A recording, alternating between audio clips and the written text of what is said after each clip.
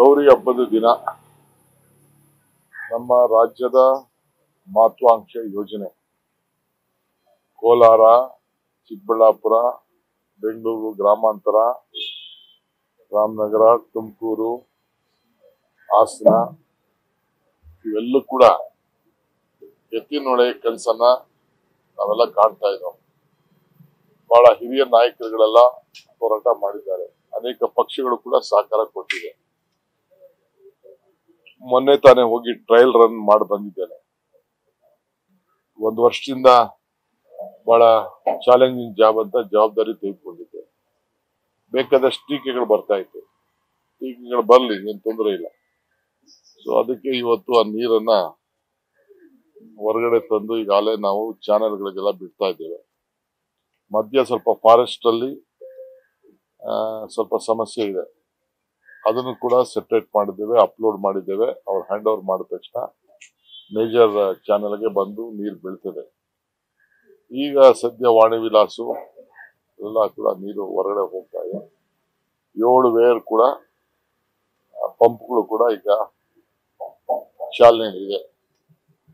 So 6ನೇ ತಾರೀಕು ಮುಖ್ಯಮಂತ್ರಿಗಳು ಅದನ್ನ ಚಾಲನೆ ಮಾಡುವಂತ ಕಾರ್ಯಕ್ರಮವನ್ನ ಹಬ್ಬದ ದಿನ, ಗೌರಿ ಹಬ್ಬದ ದಿನ ಮಧ್ಯಾಹ್ನ 12 ಗಂಟೆ 5 ನಿಮಿಷಕ್ಕೆ ಅದನ್ನ ಪ್ರಾರಂಭ ಮಾಡಬೇಕು ಅಂತೇಳಿ ತೀರ್ಮಾನ ಮಾಡಿದ್ದೇವೆ. ಸೊ ಈ ವಿಚಾರವನ್ನ ನಾನು ರಾಜ್ಯದ ಎಲ್ಲ ಜನರಿಗೂ ತಿಳಿಸಲಿಕ್ಕೆ ಬಯಸ್ತೇನೆ. ಮತ್ತು ಎಲ್ಲ ಈ ಜಿಲ್ಲೆಗೆ ಸಂಬಂಧಪಟ್ಟಂತ ಎಲ್ಲ ನಮ್ಮ ಫಲಾನುಭವಿಗಳು ಬಂದು ಆ ದೃಶ್ಯವನ್ನ, ಆ ನೀರು ಹೊರಗಡೆ ಬರ್ತಾ ಇರೋದನ್ನ ನೋಡ್ಬೋದು. ಅದಕ್ಕೆ ಅವಕಾಶವನ್ನು ಕೂಡ ಮಾಡಿಕೊಡ್ತೇವೆ. ಸ್ವಲ್ಪ ಜಾಗ ಬಹಳ ಕಿಷ್ಕಿಂದ ಇದೆ.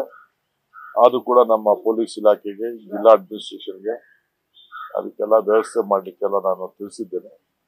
ಸೊ ಇವತ್ತಿಂದ ಆ ಸಂಬಂಧಪಟ್ಟಂತ ಎಲ್ಲ ಪಕ್ಷ ಭೇದವನ್ನ ಬರೆದು ರೈತರಿಗೆ, ನಾಯಕರಿಗೆ, ಮುಖಂಡಗಳಿಗೆ ಎಲ್ಲರೂ ಕೂಡ ಅವ್ರಿಗೆಲ್ಲ ಫೋನ್ ಮಾಡಿ ತಿಳಿಸ್ಬೇಕು ಅಂತ ನನ್ನ ಕಚೇರಿಗೂ ತಿಳಿಸಿದ್ದೇನೆ.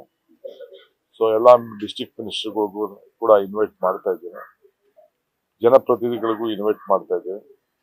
ಅವತ್ತು ಬಂದು ಆ ಪವಿತ್ರವಾದಂತಹ ದಿನ, ಆ ಶುಭ ಕಾರ್ಯಕ್ರಮದಲ್ಲಿ ಪಾಲ್ಗೊಳ್ಬೇಕು ಅಂತ ಹೇಳಿ ನಾನು ಎಲ್ಲರಿಗೂ ಕೂಡ ಪ್ರಾರ್ಥನೆ ಮಾಡ್ತಾ ಇದ್ದೇನೆ. ನಿನ್ನೆ ರಾತ್ರಿ ಮುಖ್ಯಮಂತ್ರಿಗಳ ಹತ್ರ ಮಾತಾಡಿದೆ. 6ನೇ ತಾರೀಕು ಮಾಡಕ್ಕೆ ಅವರು ಒಪ್ಕೊಂಡಿದ್ದಾರೆ. ನಿನ್ನೆ ರಾತ್ರಿ ಅಂದ್ರೆ ನಿಮ್ಮ ಹೋರಾಟದ ನಂತರ ಮುಖ್ಯಮಂತ್ರಿಗಳ ನಿವಾಸದಲ್ಲಿ ಸಚಿವರುಗಳು ನೀವೆಲ್ಲ ಸೇರಿದ್ದೀರಿ, ಒಂದು ಡಿನ್ನರ್ ಮೀಟಿಂಗ್ ಅನ್ನೋ ರೀತಿಯಲ್ಲಿ ಏನ್ ಸರ್, ಅಂದ್ರೆ ಮುಂದಿನ ಹೋರಾಟ ಅಥವಾ ಹೊಸದಾಗಿ ರಾಜಭವನಕ್ಕೆ ಹೋದಾಗ ನಿಮ್ಗೆ ಏನಾದ್ರು ಬೇರೆ ವಿಚಾರಗಳು ಗೊತ್ತಾಯ್ತಾ? ನಾವು ಕೂದಿದ್ದು ನಮ್ದು ಕೆಲವು ನೋಟ್ಸ್ ಎಲ್ಲ ಎಕ್ಸ್ಚೇಂಜ್ ಮಾಡೋದಿತ್ತು, ಕೆಲವು ವಿಚಾರಗಳನ್ನೆಲ್ಲ. ಮುಂದಿನ ಈಗ ನಾವು ಮಹಾತ್ಮ ಗಾಂಧೀಜಿಯವರ 100 ವರ್ಷ, ಅವರು ಅಧಿಕಾರ ತೆಗೆದುಕೊಂಡು 100 ವರ್ಷ ಆಗಿದೆ. ಕಾಂಗ್ರೆಸ್ ಪಕ್ಷದ ಅಧ್ಯಕ್ಷರಾಗಿ ಅದೇ ಸ್ಥಾನದಲ್ಲಿ ಇವತ್ತು ಮಲ್ಲಿಕಾರ್ಜುನ್ ಖರ್ಗೆ ಅವರು ಕೂತಿದ್ದಾರೆ. ಮಹಾತ್ಮ ಗಾಂಧೀಜಿಯವರು ನಮ್ಗೆ ಹಾಕೊಟ್ಟಂತ ಹೆಜ್ಜೆ ಇಡೀ ರಾಷ್ಟ್ರ, ಅಂತಾರಾಷ್ಟ್ರ ಎಲ್ಲರೂ ಕೂಡ ಅವ್ರಿಗೆ ಗಮನಿಸಿದೆ.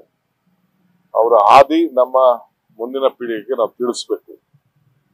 ಸರ್ಕಾರದಲ್ಲಿ ಯಾವ ರೀತಿ ಕಾರ್ಯಕ್ರಮ ಮಾಡಬೇಕು, ಪಕ್ಷದ ಕಾರ್ಯಕ್ರಮ ನಾನು ಹೋಗಿ ಪಕ್ಷದ ಕಚೇರಿಯಲ್ಲಿ ಮಾಡಿದ್ದೆ.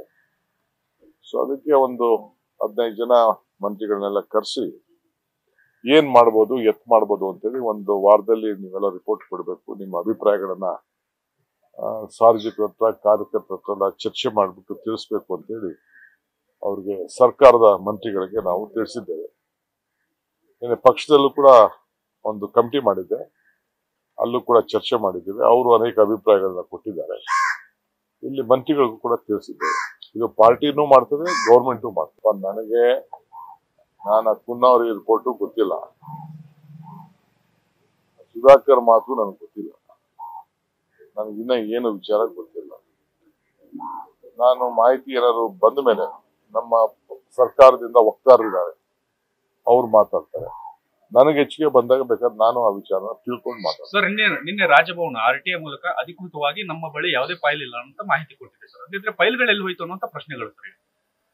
ಈಗ ನಮಗೂ ಅದೊಂದು ದೊಡ್ಡ ಯಕ್ಷ ಪ್ರಶ್ನೆ ಇದೆ. ನಾನು ಅದನ್ನ ನಾಳೆ ಎಲ್ಲ ಮಾತಾಡ್ತೀನಿ, ತಿಳ್ಕೊಳ್ತೀನಿ. ನಾವು ಕೊಟ್ಟಿದ್ದೀವಿ, ನಮ್ಮ ಹತ್ರ ಬಂದಿರೋ ಮಾಹಿತಿ, ನಿಮ್ಮಂತ ಕಚೇರಿಗಳಲ್ಲಿ ನಿಮ್ಮಂತ ಸ್ನೇಹಿತರು ಕೊಟ್ಟಂತ ಮಾಹಿತಿ ಮೇರೆಗೆ ನಾವು ಅದನ್ನ ಪ್ರಸ್ತಾವನೆ ಮಾಡಿದ್ದೇವೆ. ಮುಂದಕ್ಕೆ ಕಾಂಗ್ರೆಸ್ ನಾಯಕರ ವಿರುದ್ಧದ 2 ಪಿಟಿಷನ್ ಮಾತ್ರ ಉಳ್ಕೊಂಡಿದೆ ಅಂದ್ರಂತಲ್ಲ ಸರ್ ರಾಜ್ಯಪಾಲರು. ಕಾಂಗ್ರೆಸ್ ನಾಯಕರ ವಿರುದ್ಧ 2 ಪಿಟಿಷನ್ ಮಾತ್ರ. ಗೊತ್ತಿಲ್ಲ, ಯಾರೋ ಬಂದು ಅರ್ಜಿ ಕೊಡ್ತಾ ಇರ್ತಾರೆ ಅಂತ. ನಾಳೆ ನೀವು ಕೊಡ್ತಾ ಇರ್ತೀರ ಅರ್ಜಿ ನನ್ನ ಮೇಲೆ. ಇನ್ ಕೆಲವು ಲೀಡರ್ಗಳ ರೆಡಿ ಆಯ್ತಾವ್ರೆ ನನ್ನ ಮೇಲೆ ಕೊಡಕ್ಕೆ, ಲಿಸ್ಟ್ ಮಾಡ್ತಾವ್ರೆ. ಗೊತ್ತಿಲ್ಲ, ಕೊಡ್ಲಿ.